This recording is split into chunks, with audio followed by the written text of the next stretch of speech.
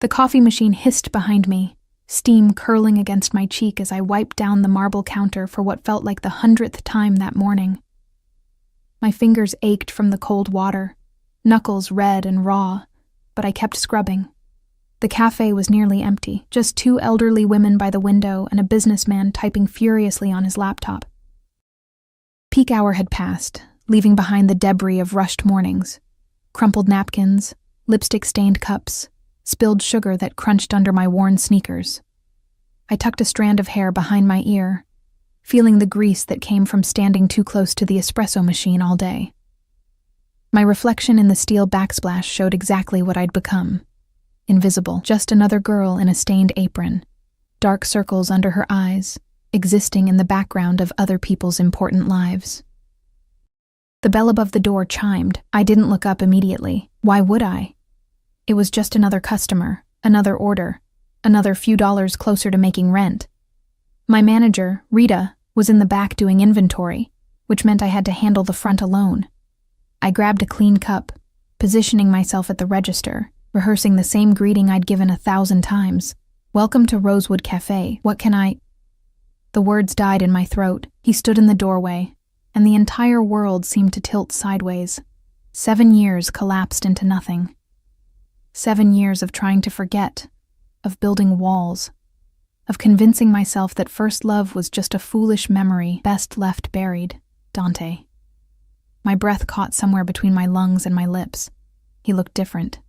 Sharper, harder, like someone had taken the boy I'd known and carved away everything soft until only edges remained. His dark hair was shorter now, styled with precision rather than the messy curls I used to run my fingers through. The leather jacket he wore probably cost more than 3 months of my rent. But his eyes... God, his eyes were exactly the same. Deep brown, almost black, with that intensity that used to make me feel like I was the only person in the universe. Those eyes found mine across the cafe, and I watched something flicker in them, recognition, then something else I couldn't name. My hands trembled against the counter. The cup I'd been holding slipped from my fingers, clattering against the tile floor, but miraculously not breaking. The sound echoed through the quiet space, and heat flooded my cheeks. "Sorry, I bent down quickly to retrieve it, grateful for the excuse to hide my face, to catch my breath, to remember how to be a functional human being. When I straightened, he was closer. Much closer. He'd crossed half the cafe in the seconds I'd been crouched behind the counter, moving with a predatory grace that sent warning signals firing through my nervous system. He wasn't alone. 2 men flanked him at a respectful distance, both wearing dark suits that screamed money and menace. One of them had a scar running down his jaw. The other kept his hand near his waistband in a way that made my stomach clench. But I couldn't focus on them. All I could see was Dante, standing 3 feet away, studying me with an expression I couldn't decipher. Mia. My name and his voice after all these years felt like a physical touch. Deep, rough, with an edge of something dangerous underneath. "I thought it was you." The coffee machine hissed again, filling the silence I couldn't break. My mouth had gone completely dry. Up close, I could see more changes. A thin scar along his left cheekbone, the expensive watch on his wrist, the way he carried himself with absolute certainty. This wasn't the struggling artist who used to paint me in his tiny apartment. This was someone who owned rooms just by walking into them. Dante. His name felt strange on my tongue, like speaking a language I'd forgotten.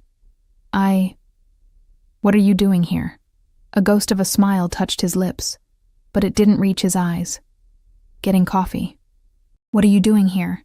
The question landed like an accusation, and I felt myself shrinking, hyper-aware of my stained apron, my chipped nail polish, the smell of old coffee grounds that probably clung to my clothes. I work here. Something dark passed across his face. His gaze swept over me, the uniform, my tired eyes, my raw hands still clutching the counter like it was the only thing keeping me upright. When his eyes met mine again, there was anger there. Not at me, but simmering just beneath the surface, directed at something I couldn't see. Alone? The single word carried weight I didn't understand. "My manager's in the back," I said, confused by the question. "What?" "I meant in life." He stepped closer, and I caught his scent. Expensive cologne mixed with something darker. Leather and smoke and danger. "Are you alone, Mia?" The question felt loaded, like answering wrong might trigger something irreversible. My heart hammered against my ribs. This close, I could see the way his jaw clenched, the tension in his shoulders beneath that pristine jacket. One of his men shifted near the door, and I noticed him checking the street outside through the window. "I don't understand what you're asking," I whispered. Dante's hand rose, and I flinched before I could stop myself. The movement was minute, barely noticeable, but his eyes darkened at my reaction. His hand continued its path slowly, deliberately, until his fingers brushed a strand of hair away from my face. The touch was gentle, reverent even, but I felt trapped by it, pinned in place by the weight of his attention. "You're shaking," he observed quietly. "You're scaring me." The honesty escaped before I could censor it. His hand dropped immediately, and he took a measured step back, though his eyes never left my face. "I never wanted to scare you, Angel." The old nickname hit me like a punch to the gut. "I just need to know. Is there someone? A husband? Boyfriend? Why does it matter?" I tried to sound defiant, but my voice came out small. "It matters." The words were soft, but absolute. Final. Behind him, one of his men murmured something in Italian. Dante responded without looking away from me, his tone sharp and dismissive. The man fell silent immediately, and I realized with growing unease that these weren't friends or business associates. They were subordinates, people who feared him. What had happened to the boy who used to recite poetry while we watched sunrises from his fire escape? "There's no one," I heard myself say, though every instinct screamed that I should lie, should invent a fictional boyfriend, should build any barrier between myself and whatever this had become. But Dante, what? The door chimed again, and a group of college students tumbled in, laughing and loud. The spell broke. Dante glanced at them with barely concealed irritation, and one of his men immediately moved to intercept them, positioning himself to block their view of us. "You still drink your coffee black?" I asked stupidly, desperately trying to regain some normalcy, to pretend this was just a chance encounter between old friends and not something that felt increasingly like a trap closing around me. "I remember how you take yours," he said instead of answering. "2 sugars, extra cream, cinnamon on top. You used to say it tasted like Christmas morning." The fact that he remembered such a small detail after 7 years made my chest ache. "You have a good memory. For some things."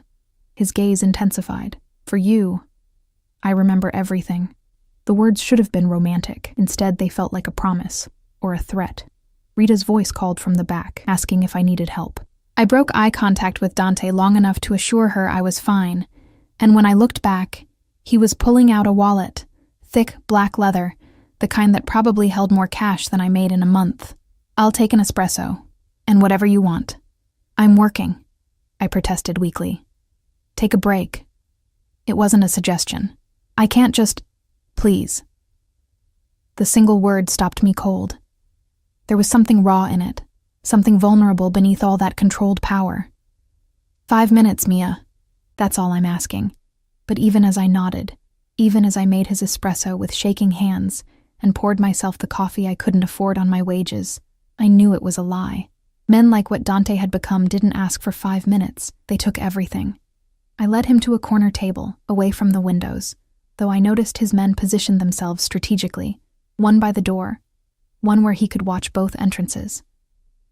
The college students had been quietly ushered to the opposite side of the café, though I hadn't seen it happen. We sat across from each other, and the silence stretched between us like a chasm. I wrapped my hands around my cup, grateful for the warmth, for something to do with my trembling fingers. "You disappeared," I finally said, the accusation I'd held for 7 years spilling out. "No call, no letter, nothing. I went to your apartment and someone else was living there. I thought you were dead." Pain flashed across his face, genuine and deep. "I had to leave. It wasn't safe." He stopped himself, jaw clenching. "Things happened that I can't explain. Not yet, but I looked for you, Mia. I never stopped looking. I've been here the whole time." Bitterness crept into my voice. Same city, same neighborhood practically, I wasn't hiding. You moved. His response was immediate, precise.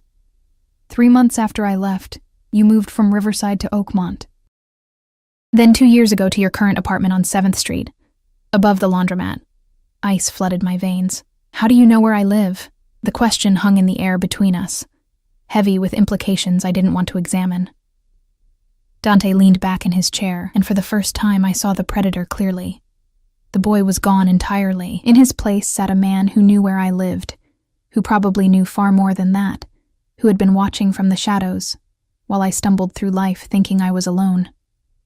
I make it my business to know things, he said quietly, especially things that matter to me. I'm not a thing. My voice shook with anger now, overpowering the fear. You can't just vanish for 7 years and then show up and what? Stalk me? Protect you. The correction was instant and fierce. I've been protecting you. From what? I demanded. But even as I asked, pieces were clicking together. The expensive clothes, the bodyguards, the way he moved through space like violence was always one breath away.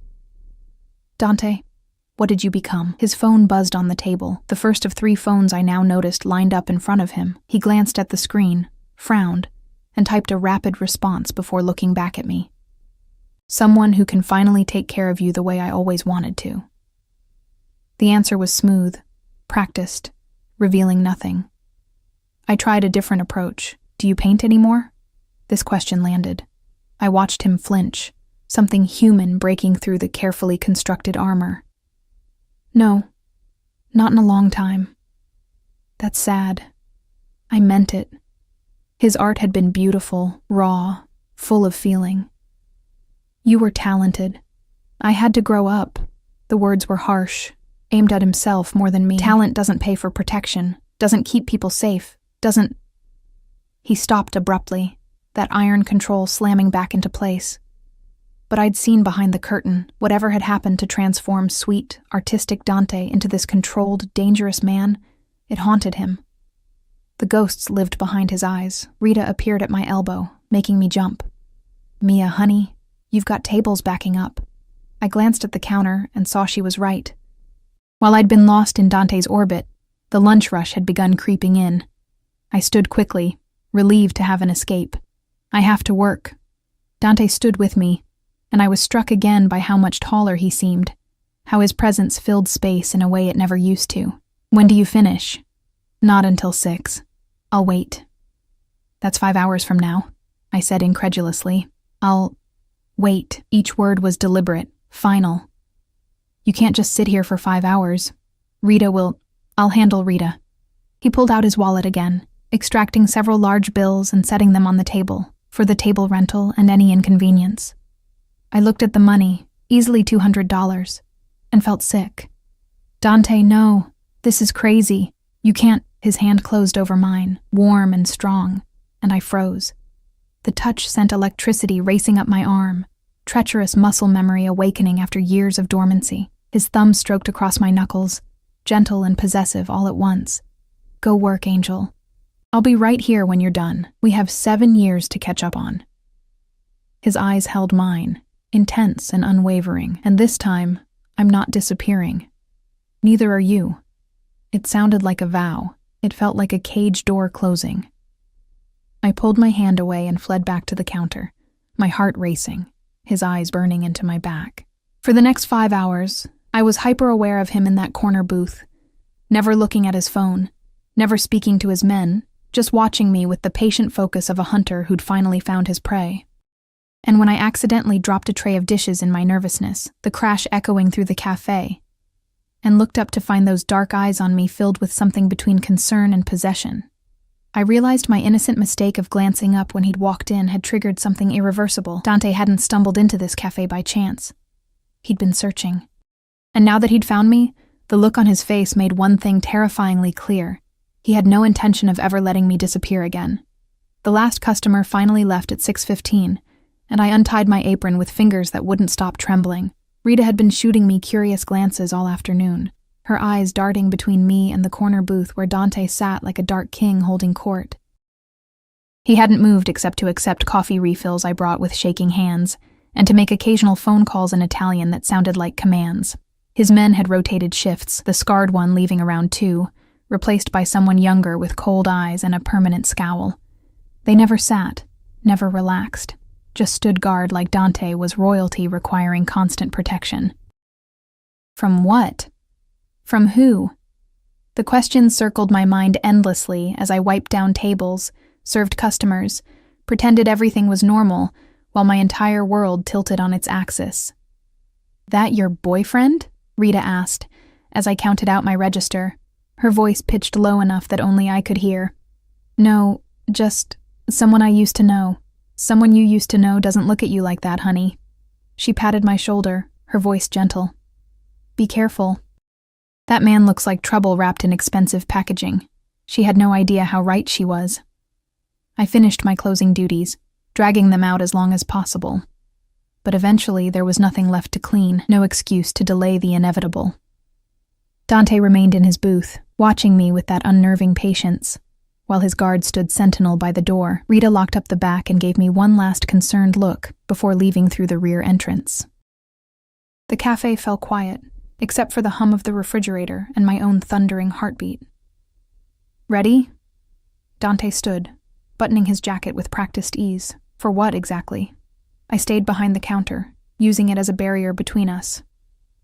"Dinner. Conversation." He moved toward me slowly, deliberately.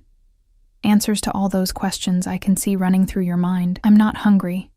A lie. I'd skipped lunch, unable to eat with my stomach in knots. Mia. He stopped on the other side of the counter, close enough that I could smell his cologne again. "Don't make this difficult." "I'm not making anything difficult. I'm just saying no." I forced steel into my voice. "You can't just show up after 7 years and expect me to drop everything because you want dinner." Something dangerous flashed in his eyes. "Can't?"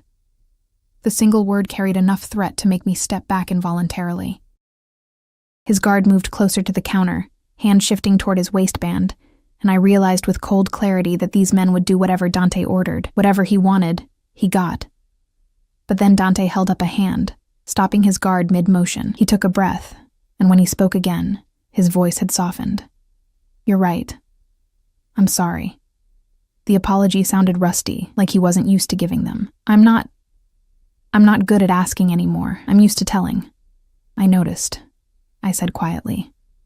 "Have dinner with me, please." He tried again, and I could see the effort it took him to make it a request rather than a command. "One meal, Mia. If you want to walk away after that, I won't stop you." Another lie. I could see it in his eyes, in the set of his shoulders, in the possessive way he looked at me like I was something precious he'd lost and found again. Men like Dante, whatever he'd become, didn't let go of things they wanted. But I also saw something else. Beneath the danger, beneath the control, there was a desperation I recognized. The same desperation I'd felt 7 years ago when I'd searched every hospital, every morgue, every corner of this city trying to find him. "One meal," I agreed, and watched relief flood his features. "But somewhere public, and you answer my questions honestly." "Deal." He extended his hand across the counter.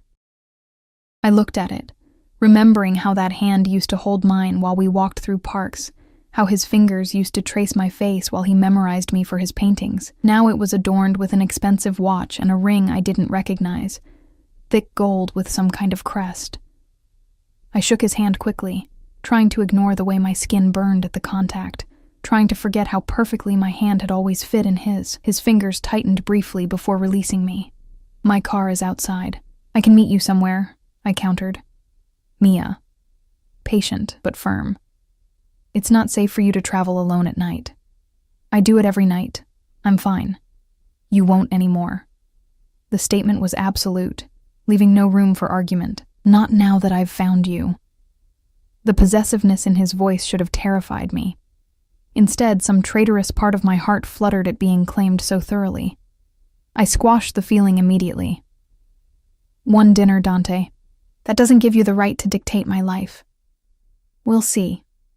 He moved around the counter with fluid grace, and suddenly he was in my space, close enough to touch. His hand rose to my face, cupping my cheek with surprising gentleness. I've waited 7 years to have you this close again. Forgive me if I'm not ready to let you out of my sight. My breath caught. This close, I could see flecks of gold in his dark eyes, could feel the warmth radiating from his body, could remember with painful clarity how it felt to be held by him, kissed by him, loved by him. What happened to you? I whispered. Life. His thumb stroked my cheekbone. War. Survival. But we'll talk about that over dinner. Come. He took my hand, lacing our fingers together like it was the most natural thing in the world, and led me toward the door. His guard opened it, scanning the street before nodding. Another man I hadn't noticed before stood beside a black SUV with tinted windows, parked directly in front of the cafe despite the no parking zone. The vehicle was massive, intimidating, obviously armored based on how heavy the door looked when the guard opened it. The interior was all black leather and dark wood, with enough space to seat 6 comfortably. This is your car? I stared at it, then at him. One of them. He helped me inside with a hand on my lower back, proprietary and protective. I have different vehicles for different purposes. I wanted to ask what those purposes were, but my mouth had gone dry again. The interior smelled like leather and Dante's cologne, intoxicating and overwhelming. He slid in beside me, close enough that our thighs touched, while his guard took the front passenger seat and the driver pulled smoothly into traffic. Where are we going? I asked, hyper-aware of his proximity, of his hand resting possessively on my knee. Sorella. An exclusive Italian restaurant downtown that I'd only seen from the outside, the kind of place where reservations required weeks of advance notice and meals cost more than my weekly salary. I'm not dressed for somewhere like that. I looked down at my jeans and the t-shirt I'd worn under my apron, both stained and rumpled from a long shift. You're perfect. His hand squeezed my knee gently, and it's my restaurant. You could show up in rags and they'd treat you like a queen. Your restaurant. The words echoed in my mind. You own Sorella? Among other establishments, vague, evasive. What else do you own, Dante? His jaw tightened. This conversation is better had somewhere private. The car seems pretty private, not private enough. His eyes flicked to the driver, then back to me. Trust me, Angel. Some things need to be said face to face, without witnesses. The endearment kept slipping out, natural as breathing, and each time it hit me like a physical blow. He'd called me Angel because he said I'd saved him from a darkness I never fully understood. Back then, I'd thought he meant depression, the struggle of being a starving artist. Now I wondered what demons had really been chasing him. We drove through the city as dusk settled over the buildings, painting everything in shades of gold and shadow. Dante's hand never left my knee, his touch burning through the denim, claiming me with casual possessiveness. I should have moved away. Instead, I sat frozen, caught between fear and something far more dangerous, hope. Hope that the boy I'd loved still existed somewhere inside this dangerous man. Hope that there was an explanation for his disappearance that would make the 7 years of grief make sense. Hope that I wasn't completely insane for sitting in this car, letting him touch me, following him into what was clearly a different world than the one I inhabited. You're thinking too loud, Dante murmured, his voice intimate in the enclosed space. You always said that. The memory escaped before I could stop it. You always did. His fingers traced small circles on my knee, hypnotic and maddening. I could always tell when your mind was running in circles. You'd get this little crease right here. He reached up with his free hand, touching the space between my eyebrows. And you'd chew your bottom lip. I released my lip immediately, not having realized I was doing it. 7 years and you remember that? I remember everything about you, Mia. Every expression, every gesture, every sound you make. His voice dropped lower, more intimate. I told you, for you, I remember everything. The car pulled up to Sorella's entrance, where a valet immediately rushed to open the door. Dante exited first, then turned to help me out, his hand strong and steady. The moment we stepped onto the sidewalk, I felt eyes on us. The valet, the doorman, passers-by on the street. They all looked at Dante with a mixture of respect and fear. Who was he? The restaurant's interior was breathtaking, all warm lighting, marble floors, and that particular hush that came with extreme wealth. A woman in an elegant black dress approached immediately, her smile professionally warm until she saw Dante. Then it became genuine, though her eyes held unmistakable nervousness. "Mr. Caruso, we weren't expecting you this evening." Her accent was Italian, her posture deferential. "Last-minute decision, Julia. We'll take the private room upstairs." "Of course, right away." She snapped her fingers, and immediately 2 waiters appeared to escort us. "Anything for you, Mr. Caruso." We were led up a curved staircase to the 2nd floor, down a hallway lined with original artwork, and into a room that took my breath away. Floor-to-ceiling windows overlook the city, a single table set for 2 in the center, candles already lit despite Dante's impromptu arrival. Fresh flowers, peonies my favorite, adorned the table. How did they know? I turned to him as the waiters retreated, closing the door behind them and leaving us alone. "I called ahead while you were closing the cafe." He pulled out my chair, waiting until I sat before taking his own seat across from me. "I remembered peonies were your favorite." Of course he did. He remembered everything. A waiter appeared with wine, expensive, Italian, poured without asking if we wanted it. Dante dismissed him with a subtle nod, and we were alone again, the silence stretching between us like a living thing. "Talk to me," I said finally. "No more evasions. What happened 7 years ago? Where did you go? And what are you now?" Dante took a slow sip of his wine, his eyes never leaving my face. When he set the glass down, his expression was carefully controlled, but I could see the war happening behind his eyes. What to reveal, what to hide, how much truth I could handle. 7 years ago my father died. The words were flat, emotionless. He was murdered by people he trusted, and I inherited his business. All of it. "Your father." I trailed off, trying to remember what little Dante had told me about his family. "You said he was dead. You said you didn't have any family." I lied. Simple, direct. My father was very much alive, and very much involved in activities that required I keep my distance from him, for my safety, and for the safety of anyone I cared about. My hands trembled as I reached for my wine glass. "What kind of activities?" "The kind that get people killed." His gaze was steady, unflinching. My father was the head of the Caruso family. When he died, that responsibility fell to me. The Caruso family. The name echoed in my mind, triggering half-remembered news reports, whispered conversations, urban legends about organized crime in the city. The Caruso family controlled the docks, owned half the politicians, moved through society like sharks through water. "You're in the Mafia," the words came out as a whisper. "I am the Mafia." The correction was gentle but absolute.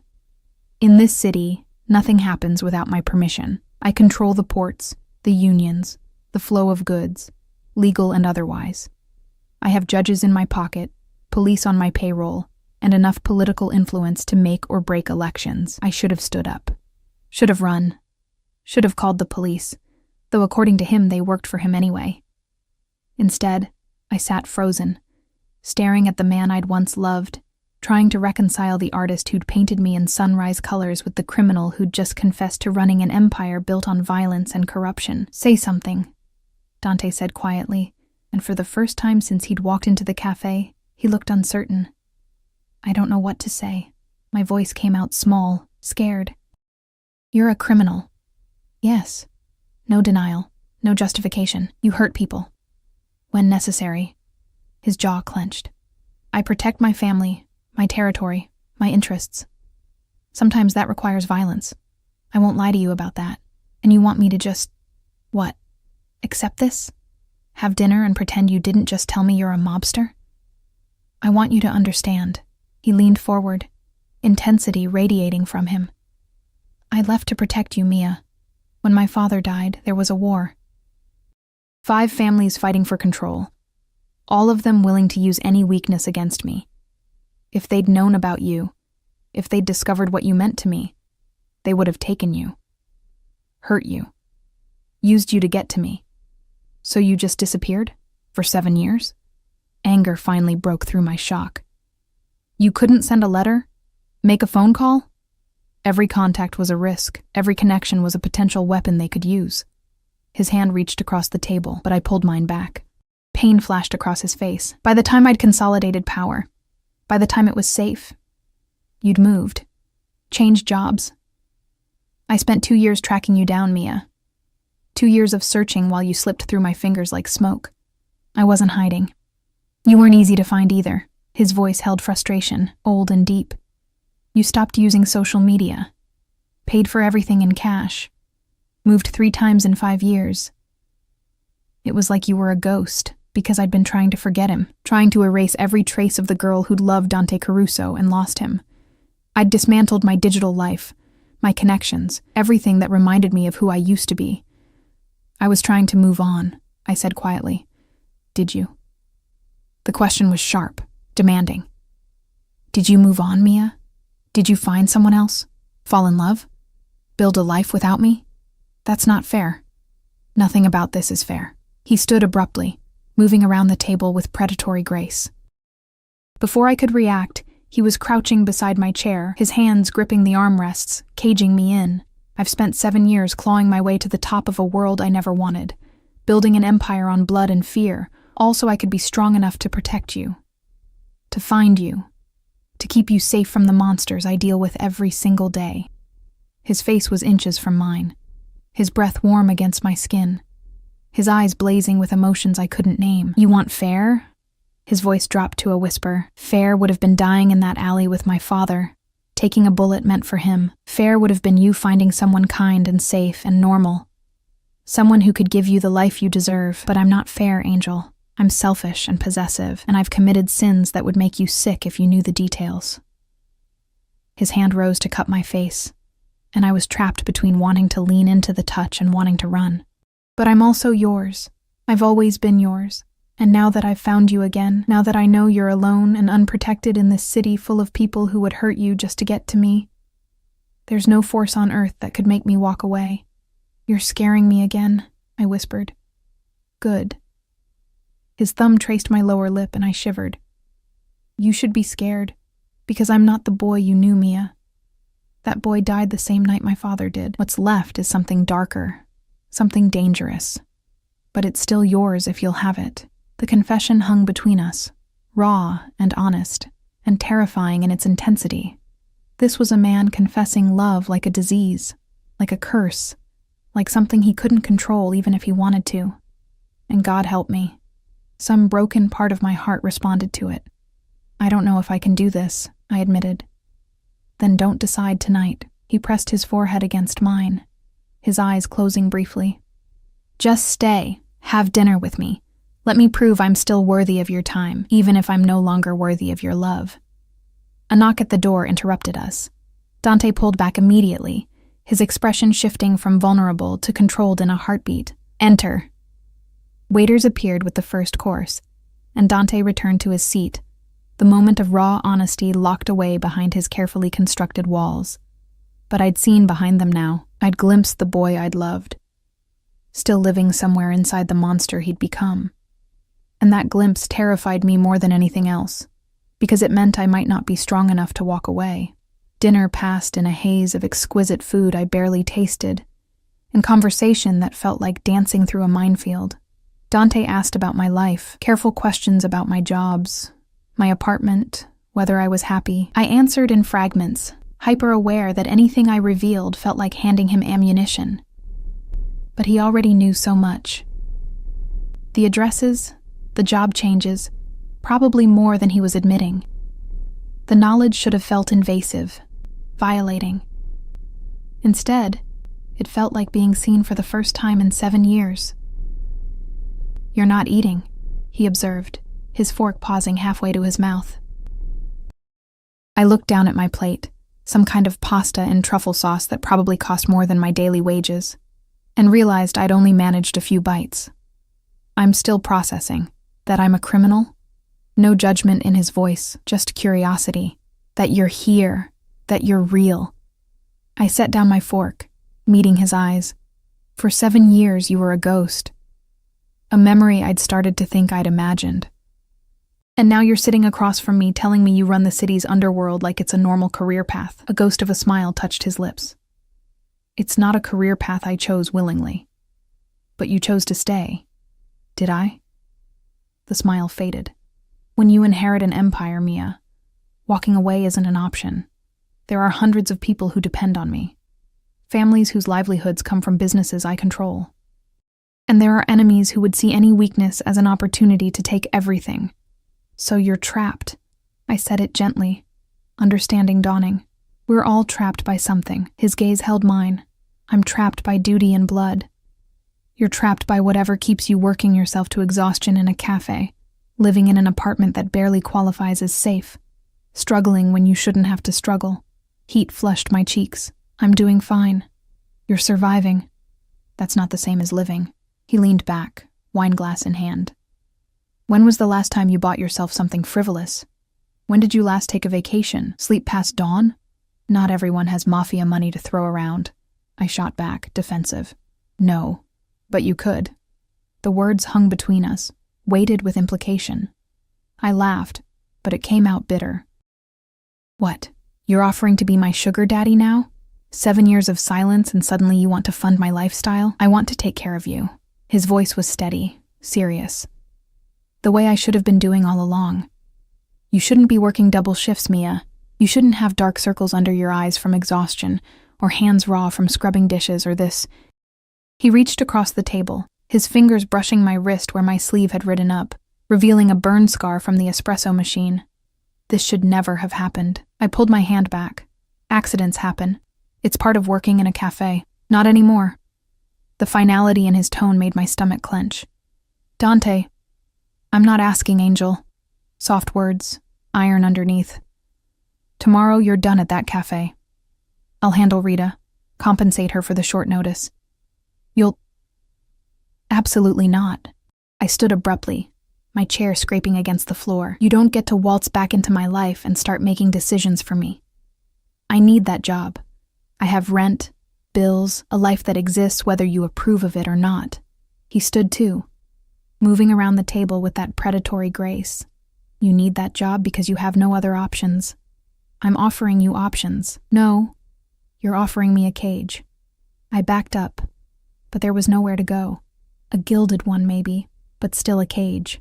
You want to pay my bills, control my choices, keep me tucked away somewhere safe while you do whatever violent things you do. Would that be so terrible? He kept advancing, and I kept retreating until my back hit the window. Being protected? Cared for? Having someone who thinks about your safety, your comfort, your happiness? At what cost? I demanded. My independence? My self-respect? Becoming some mobster's kept woman? Pain flashed across his face, quick and sharp. You're not just some woman. You're everything. The confession stole my breath. He was close now. Close enough that I could feel the heat radiating from him. Could see the rapid pulse at his throat that betrayed his controlled exterior. I don't know how to do this, I whispered. I don't know how to be near you without remembering everything we were, and I don't know how to look at you now and not see a stranger. Then let me show you. His hand rose slowly, giving me time to pull away. When I didn't, he cupped my face with heartbreaking gentleness. Let me prove that underneath the suits and the violence and the empire, I'm still the man who loved you, who loves you still. Love isn't control, Dante. No. His thumb traced my cheekbone. But sometimes protection looks like it. My world is dangerous, Mia. The people I deal with, the enemies I've made, they wouldn't hesitate to use you against me. They'd hurt you in ways that would destroy us both, just to prove they could. And maybe we shouldn't do this. The words hurt coming out, but I forced them anyway. Maybe the smart thing is to walk away, let you go back to your world and me to mine. His jaw clenched, and for a moment I saw something feral flash in his eyes. I can't do that. You mean you won't? Same thing. His other hand came up, framing my face between his palms. I've spent 7 years in hell, building power brick by bloody brick, all for this moment. For the chance to keep you safe, to give you everything you deserve. You think I can just walk away now? You think I have that kind of strength? You're the head of a crime family. You have all the strength in the world. Not when it comes to you. The admission was raw, vulnerable. Never when it comes to you. His forehead pressed against mine, and I could feel him trembling. This powerful, dangerous man shaking like a leaf because I'd suggested we part ways. The knowledge did something to me, cracked open something I'd kept carefully locked away. I'm scared, I confessed. I know. His breath was warm against my lips. I'm scared too.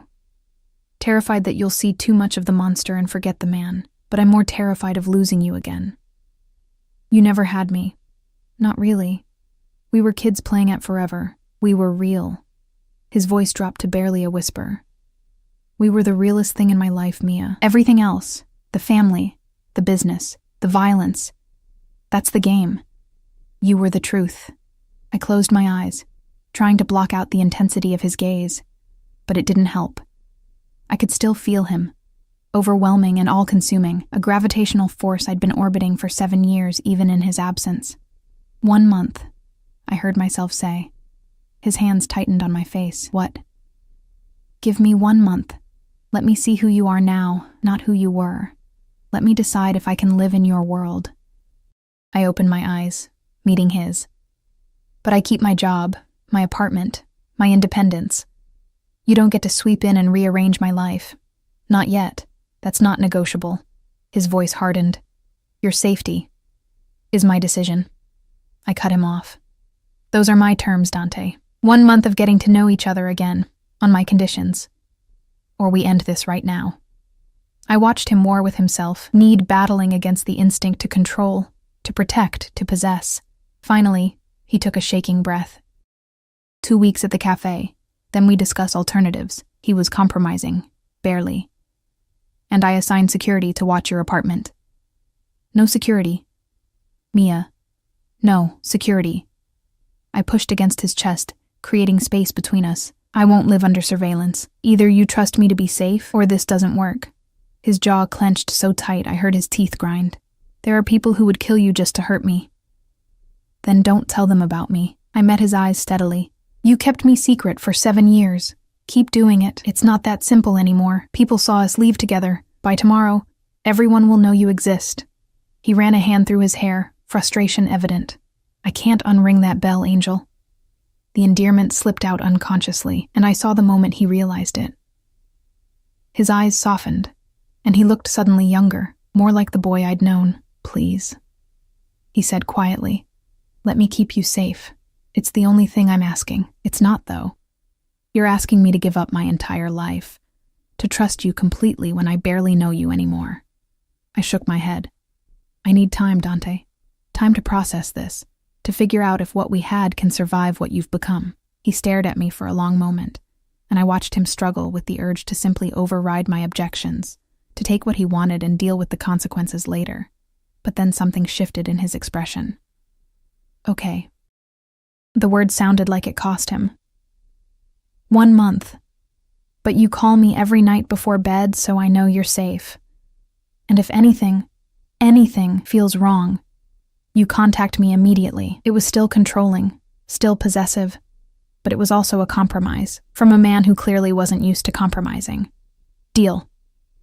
I extended my hand, formal and slightly ridiculous given the intimacy of moments before. He looked at my hand, then back at my face, and smiled. A real smile that transformed his features, making him look almost like the boy I'd loved. Then he took my hand and pulled me against him instead, his arms wrapping around me in an embrace that felt like coming home and stepping into danger all at once. I missed you, he murmured into my hair, every single day. I let myself lean into him just for a moment, breathing in his scent and remembering how safe I used to feel in his arms. But safety was an illusion now. This man was a storm, and I was choosing to stand in the center of it. When we finally pulled apart, his eyes were dark with want, his control visibly fraying. Let me take you home. The drive back was quieter, tension humming between us like a live wire. His hand found mine in the darkness of the car, fingers lacing together, and I didn't pull away. When we pulled up outside my building, the shabby walk-up above the laundromat, I felt him tense. This is where you live? Disapproval colored every word. "This is where I live," I confirmed. "And before you say anything, it's affordable and close to work. It's a death trap." He stared up at the building like it personally offended him. "The lock on the front door is broken. There's no security, and half the windows don't even close properly." "How do you know about the windows?" He had the grace to look slightly sheepish. "I may have done a walkthrough when I found your address." "You broke into my apartment?" I should have been angrier, but mostly I was exhausted. I needed to know you were safe. He turned to me, cupping my face. "Promise me you'll think about moving somewhere better." "I'll think about it." A non-answer, but the best I could offer. He walked me to my door, his presence overwhelming in the narrow hallway.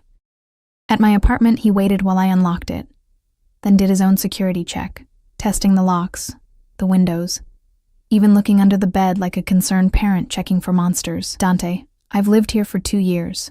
I'm fine." "You were fine," he corrected. "Now you're mine to protect.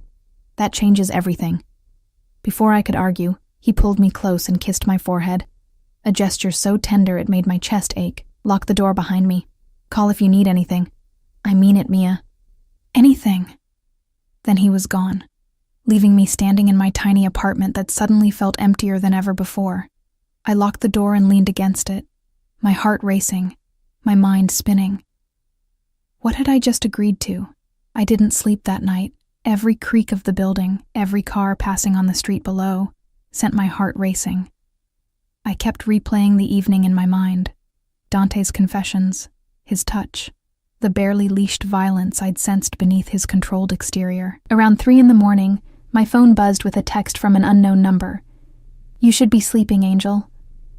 My breath caught. I typed back, "How do you know I'm not? Your light's been on for hours."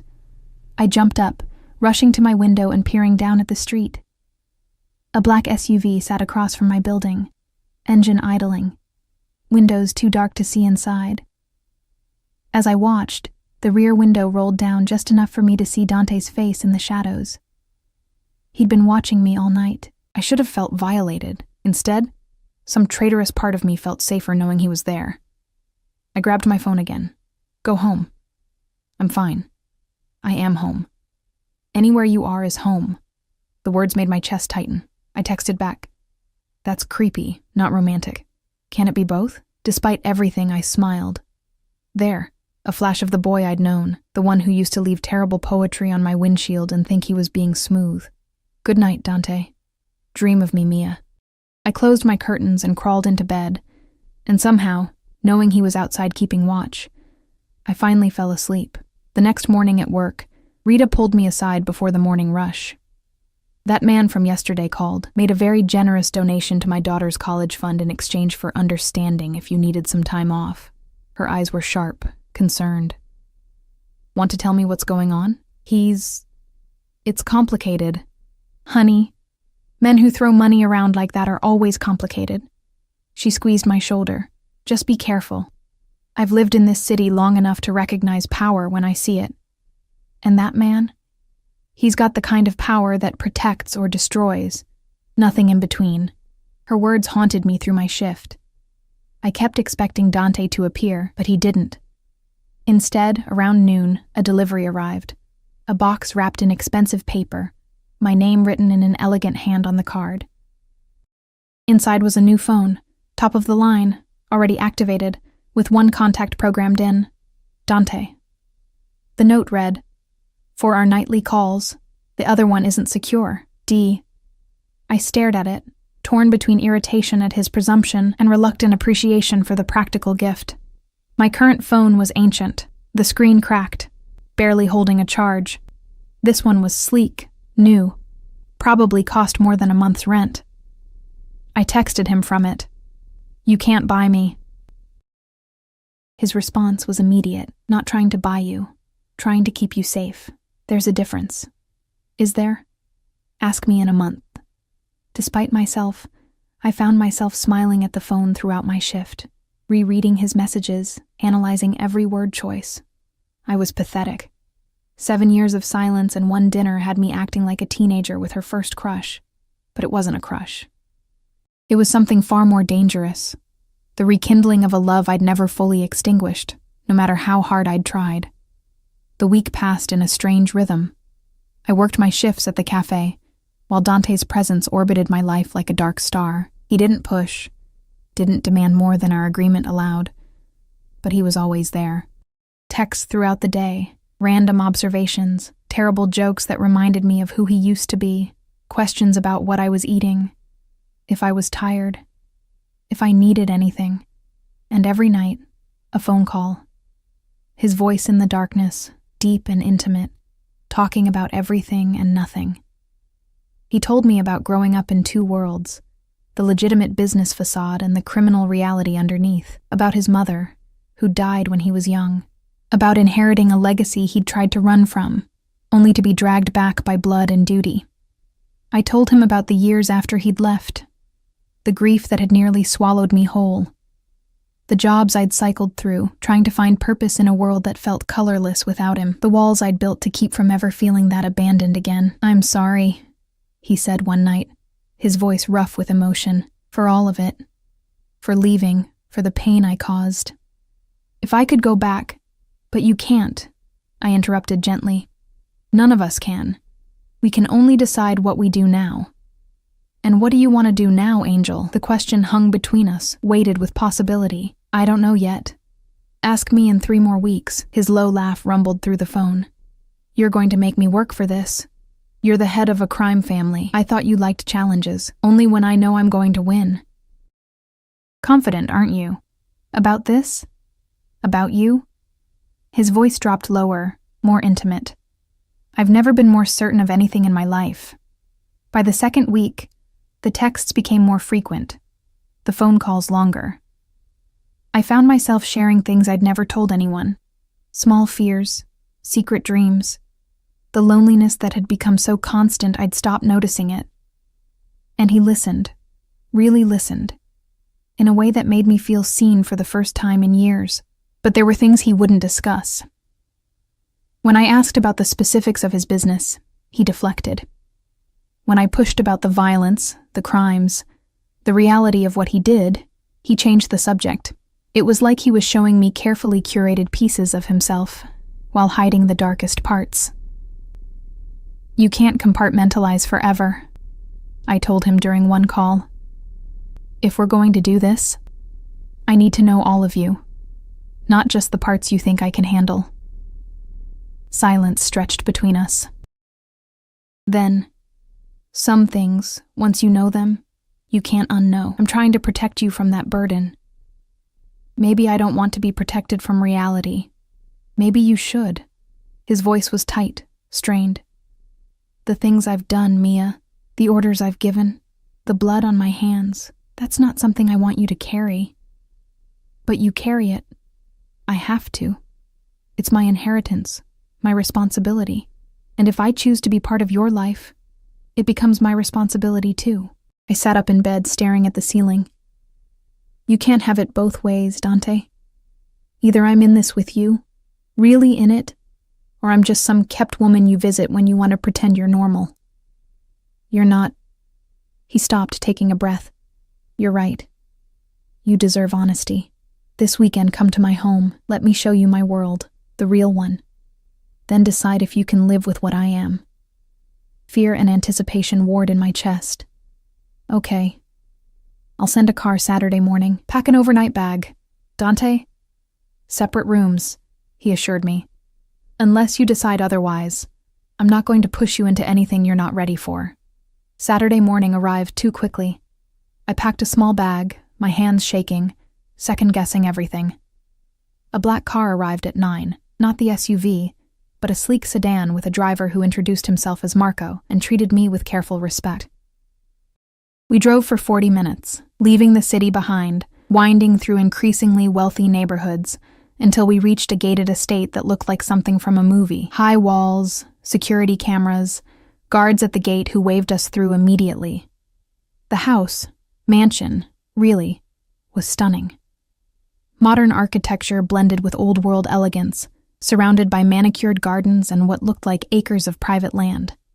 Dante waited at the entrance, dressed casually in dark jeans and a charcoal sweater that made him look younger, more approachable.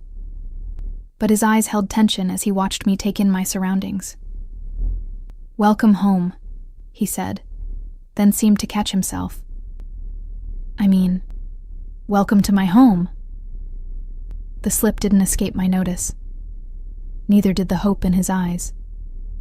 He gave me a tour, room after room of understated luxury, artwork worth fortunes, every detail speaking of wealth and power.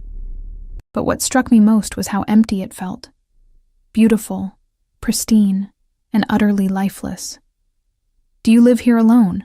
I asked as we stood in a living room bigger than my entire apartment. "I have staff, security, but yes, essentially alone." He watched me carefully. "It's safer this way. Fewer people to worry about, fewer vulnerabilities. It's lonely." It was. He moved closer, his hand finding mine, until now. We had lunch on a terrace overlooking the gardens, food prepared by a chef I never saw, served by staff who appeared and disappeared like ghosts. Throughout the meal, Dante's phone buzzed constantly. He ignored it at first, but the calls became more insistent. Finally, he checked it, his expression darkening. "I'm sorry. There's a situation I need to handle. Business that can't wait. It's fine. I understand." "No." He stood, frustration evident in every line of his body. "This is exactly what I was afraid of. My world intruding, demanding attention when I want to be with you. Dante, it's okay. Go handle it." He hesitated, then leaned down to kiss my forehead. "Stay here. Make yourself at home. I'll be back as soon as I can." He left, and I wandered the empty mansion, feeling like a ghost myself. I found his office, all dark wood and leather, with a view of the grounds. On his desk sat a single framed photo, partially hidden behind some files. I shouldn't have looked, but I did. It was us. 7 years ago, laughing at something, my head on his shoulder, his arms around me. We looked so young, so happy, so blissfully unaware of how everything would shatter. He'd kept it all these years. The realization hit me like a physical blow. Through everything, the violence, the power, the transformation into someone I barely recognized, he'd held on to this piece of us. This evidence that once, before the darkness, we'd been real. I was still staring at it when I heard voices outside the office. Dante's voice, low and deadly, speaking Italian. And another man, responding with equal intensity. The door burst open, and Dante strode in, followed by a man I'd never seen before. Older, scarred, radiating violence. Both men froze when they saw me. "Mia!" Dante's voice was sharp with alarm. "I told you to stay in the main house." I gestured helplessly at the photo. The other man's eyes went from me to the photo to Dante, and something like understanding crossed his scarred face. He said something in Italian, and Dante responded sharply, angrily. "Who is she?" the man asked in accented English, studying me with unnerving intensity. "None of your concern, Sal." Dante positioned himself between us, protective and possessive. "Everything about you is my concern, especially when you're making decisions with your heart instead of your head." Sal's gaze remained on me. "She's a weakness. Your enemies will see that. Then my enemies will learn what happens when they threaten what's mine." The promise in Dante's voice made my blood run cold. This was it. The reality I'd asked to see, the violence lurking beneath the expensive suits and gentle touches. And I wasn't sure I was ready for it after all. Sal left after a tense exchange in Italian that involved Dante literally stepping between us, his body language screaming danger. When the door finally closed, silence crashed over the room like a physical weight. "I'm sorry you had to see that," Dante said quietly, not turning around. "That's what you're sorry for? That I saw it?" I set the photo down carefully. "Not that it happened in the first place." He turned then, and the expression on his face was raw, unguarded. "Sal is my second. He's been with my family for 20 years, and he's loyal to a fault. But he's also right. You are a weakness. Every person in my organization will see it. Every enemy will try to exploit it. Then maybe we shouldn't. Don't." He crossed to me in 3 strides, his hands framing my face. "Don't finish that sentence. I know what you're going to say, and the answer is no. I'm not letting you go. Not again." Not ever. You might not have a choice, I whispered. If being with me puts me in danger, puts you in danger, then I'll burn down anyone who tries to use you against me. The words were a vow, dark and absolute. I've spent 7 years building power, Mia. Not for wealth, not for status, but for this. For the ability to protect what's mine. And you're mine. You've always been mine. People aren't possessions, Dante. I know. His forehead pressed against mine. But you're not just people. You're the only good thing in my world. The only light in all this darkness. And I'm selfish enough, ruthless enough, to keep you even when I shouldn't. I should have pulled away. Should have been frightened by the intensity, the possessiveness, the barely controlled violence simmering beneath his words. But I'd asked for honesty, and this was it. Raw and terrible, and completely sincere. Show me the rest, I said instead. His eyes searched mine. What? You promised to show me your world, so show me. All of it. No more hiding the dark parts. For a moment, I thought he'd refuse. Then something shifted in his expression. Resignation mixed with determination. Okay. But understand, once you see this, you can't unsee it. Once you know the truth, there's no going back to innocent. I stopped being innocent the day you disappeared. He took my hand and led me through the mansion, down a hallway I hadn't noticed before, to a door that required a fingerprint scanner. It opened onto stairs descending into what I assumed was a basement. The space below was vast, part office, part war room. Screens lined one wall showing security feeds from what looked like dozens of locations. Maps covered another wall, marked with symbols and notes in Italian. And in the center, a massive table surrounded by chairs, currently occupied by 4 men who stood immediately when we entered. Gentlemen, Dante said calmly, this is Mia. She's under my personal protection, which means she's under all of our protection. Anyone who touches her answers to me. Spread the word. The men nodded, their eyes curious but respectful. One by one, Dante introduced them. His inner circle, the people who ran different aspects of his operation. They spoke about shipments and territories, about rival families and political connections, about money laundering and protection rackets with the casual ease of discussing the weather. I stood beside Dante, his hand never leaving my lower back, and absorbed the reality of his world. This wasn't romanticized movie violence. This was business built on intimidation, on fear, on the willingness to hurt people who got in the way. And Dante orchestrated all of it with calm efficiency, making decisions that affected hundreds of lives, issuing orders that might result in violence, all while keeping me tucked against his side like I belonged there. After an hour, he dismissed them and led me back upstairs. We ended up in his bedroom, a massive space dominated by windows overlooking the gardens. He poured us both whiskey from a crystal decanter, his hand steady despite the tension radiating from him. Questions? He asked, handing me a glass. 1,000,000. I took a sip, the burn grounding me. But I'll start with one. Do you kill people? He didn't flinch from the directness. I've given orders that resulted in deaths. I've defended myself and my people with lethal force when necessary, but I don't kill indiscriminately, and I don't tolerate unnecessary violence from my people. That's a politician's answer. It's the truth. He met my eyes steadily. I'm not going to pretty it up for you, Mia. I've done terrible things. I'll probably do terrible things again. But I operate by a code. No civilians, no children, no unnecessary collateral damage. In my world, that makes me relatively honorable. The best of the worst. Exactly. He drained his glass. So now you know. This is what I am. This is the life I'm offering you. Beautiful prisons and blood money and the constant knowledge that people want me dead. Which means they'll want you dead too. I walked to the window, staring out at the manicured perfection of his grounds. Behind me, I could feel Dante's tension, his fear that I'd finally see too much and walk away. But the thing was, I'd already seen it.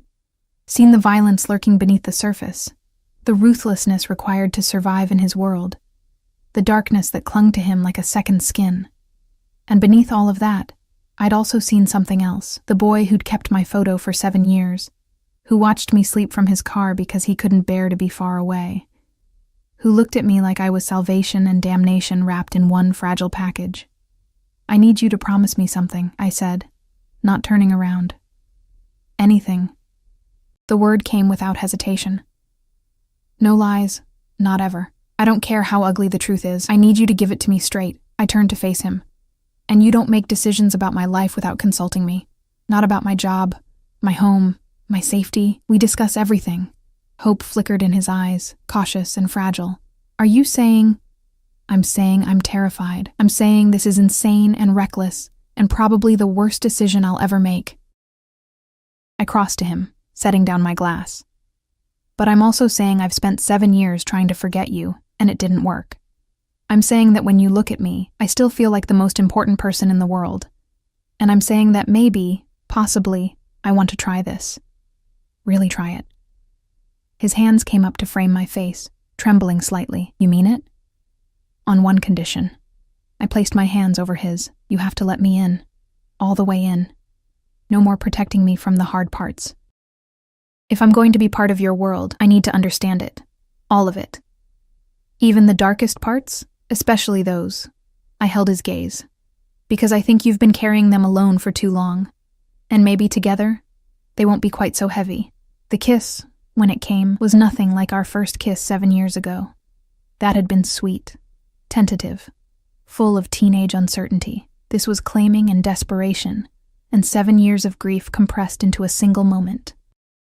His hands tangled in my hair, pulling me closer, and I went willingly, surrendering to the intensity that had always existed between us.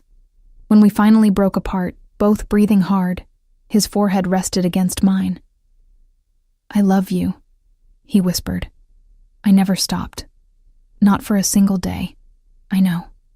I smiled against his lips. "You kept the photo." "I kept everything." His thumb traced my lower lip. "Every memory, every moment, every word you ever said to me. I carried you through 7 years of hell, Mia. You were the only thing that kept me human. Then let me keep you human now." I pulled back enough to meet his eyes. "No more lone wolf routine. You have me now. Let me help carry the weight." Over the following weeks, Dante kept his promise. He showed me everything.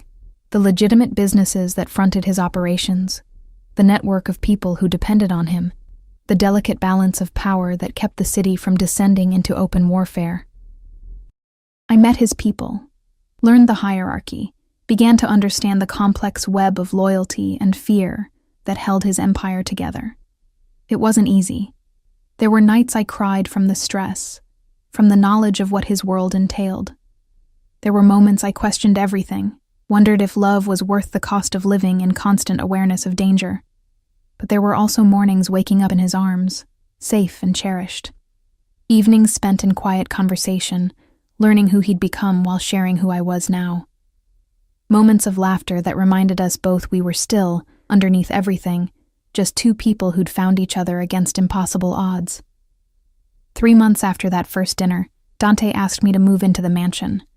Not as a demand, but as a genuine question, respecting the autonomy I'd insisted on.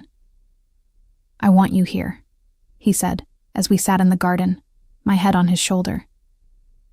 "But only if it's what you want. I won't trap you, Angel. I won't make you a prisoner, even a willing one." I thought about my tiny apartment, my exhausting job, the life I'd been living on autopilot. Then I thought about this, safety and luxury and a man who looked at me like I hung the stars. "Yes," I said simply, "but I want to work. Maybe not at the cafe, but something. I need purpose beyond being your girlfriend." "Wife," he corrected softly. "If you'll have me." "Not now. Not until you're ready. But someday. I want everything with you, Mia. Forever. This time." I turned to look at him, this dangerous, powerful man who somehow became gentle when he touched me. "Ask me again in a year. Let's make sure we can survive your world first." "Deal." He kissed my forehead, my nose, finally my lips. "I can be patient. I've already waited 7 years. What's one more?" But 3 months later, when he asked again, this time with a ring that had belonged to his mother, on one knee in the garden where we'd had that first conversation. I didn't make him wait. I said yes, because I'd learned that love wasn't about safety or certainty. It wasn't about making the smart choice or the easy one. It was about finding someone who saw every broken piece of you and chose to stay anyway. Someone who'd cross through hell to find you and would burn down the world to keep you. Dante was darkness and danger, violence and power. But he was also mine, and I was his, and somehow, impossibly, that was enough. The wedding was small, private, attended only by his most trusted people. I wore simple white and carried peonies. He wore a dark suit and looked at me like I was a miracle he didn't deserve, but would fight to keep anyway. I promise to protect you, he said during our vows, his voice rough with emotion, to cherish you, to stand between you and every darkness in this world. You're my light, Mia, my redemption, and I will spend every day of my life being worthy of you. I promise to see you, I replied, tears streaming down my face. All of you, the light and the dark, the monster and the man. I promise to stand beside you, to share your burdens, to remind you that even in the darkest empire, love can still grow. When he kissed me, sealing our vows, I tasted salt from both our tears. Behind us, his people applauded. These dangerous men who'd probably killed without hesitation, showing genuine happiness for their boss, finding something good in all the darkness. That night, in the bedroom we now shared, Dante held me close, his fingers tracing lazy patterns on my skin. No regrets? He asked quietly. A million, I admitted, but not about this. About you. He laughed, the sound rumbling through his chest into mine. I don't deserve you. Probably not. I pressed a kiss to his jaw, but you're stuck with me anyway. For better or worse, remember? For better or worse. He agreed. Though with you, even the worst feels like better. Years later, when people asked how we met, we'd smile and say we were childhood sweethearts who found each other again. We never mentioned the 7 years apart, the violence, the empire built on blood and fear. But sometimes, late at night, Dante would hold me close and whisper, "Thank you for seeing past the monster." And I'd whisper back, "Thank you for letting me see the man," because that was the truth of us, a love forged in darkness, tempered by separation, and strong enough to survive the weight of his crown. He ruled his empire with an iron fist, but he held my heart with gentle hands, and in a world of shadows and violence, we'd found our own light, our own redemption, our own forever.